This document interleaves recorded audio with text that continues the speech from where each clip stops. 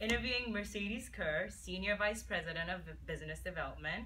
And so, why did you choose this field of work? I started in real estate. That was my initial focus. And I actually, when I was in college, I was already working for a real estate developer as a financial analyst. And I actually first started in hospitality. So all of my work when I was in undergrad, it had always been in hospitality for a real estate, a resort developer. And when I first finished graduate school, I went to USC. When I finished graduate school, I went to work for a consulting company that it was actually Ernst and Young, but it was in their consulting division in hospitality. I got a phone call from a headhunter trying to talk me into taking a meeting about something that had to do with seniors housing. And I did not see the connection, but they convinced me that there were a lot of transferable skills in there because it was still a real estate company that I was going to be interviewing with. And so that's when I made the decision to talk to them. It was interesting at that time, although it was a very, very new asset class. And it was the very beginning, I think, of when this industry started to consolidate, the seniors housing industry started to consolidate. So I started doing this now, I guess I'm going to say about 15 years ago that I started working in seniors housing in the real estate, I guess, area of seniors housing. And I sort of happened upon it, but I really love the industry. And I will tell you something, we're trying to get people to choose this industry right out of college as opposed to people like me and in my age cohort who all sort of happened into seniors housing because we didn't really know about it before. Yeah, exactly. So, being in the senior housing industry for so long, what do you like and dislike about the senior housing industry or just aging services industry in general? Mm-hmm.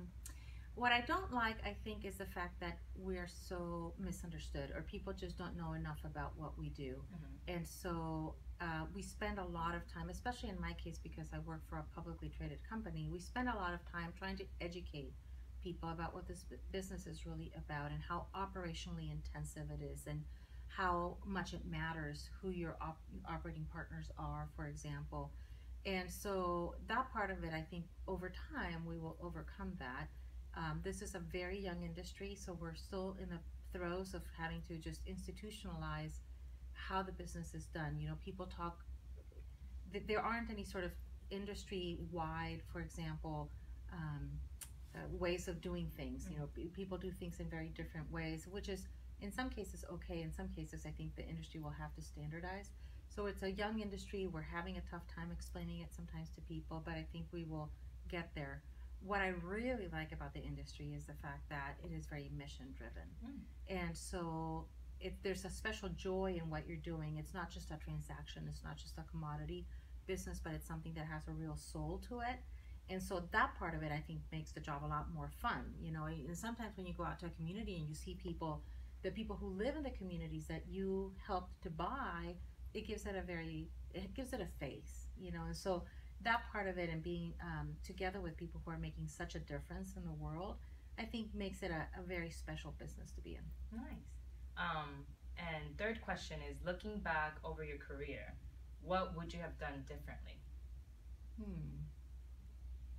I mean, you learn from the good and the bad and the ugly, so I think that there isn't a lot that I would change. As a matter of fact, I took 2 years off. I told you I've been in this industry for 15 years. Somewhere in between there, I took 2 years off to go home and be with my daughters.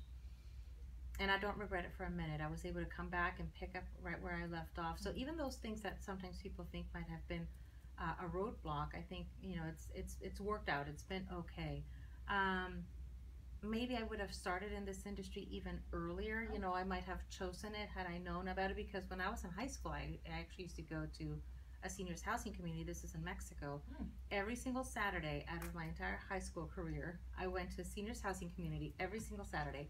And I never in a million years assumed that I was going to end up doing something that had to do with that.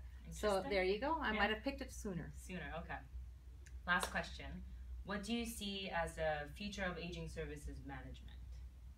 Or the whole industry? Well, I think that this industry and management is in the process of becoming a much more sophisticated level of understanding and of execution.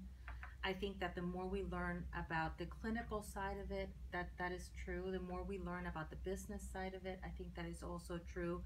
I think that this is going to become a much more acceptable concept. The concept of living in community, and people's understanding that they will probably have wellness and they will have a better quality of life, and if they live in community, I think is hopefully going to become a much better understood principle, and so therefore I think this will be a much more accepted kind of alternative for people. So the fact that there are people who are now learning and growing at such a higher level, becoming, like I said, a lot more sophisticated as an industry, as caregivers, this is the right time to do it so that we can be ready for what are going to be the demographic changes, and just like I said, the acceptance of this kind of community setting. And I'm talking specifically about seniors housing, maybe in contrast to home health and that kind of alternative. I think that I see a great future for leadership and for a growing industry that is only going to become that much more important. So I think you're in the right place at the right time. Nice. Perfect. Well, that's all the questions I have. Thank you.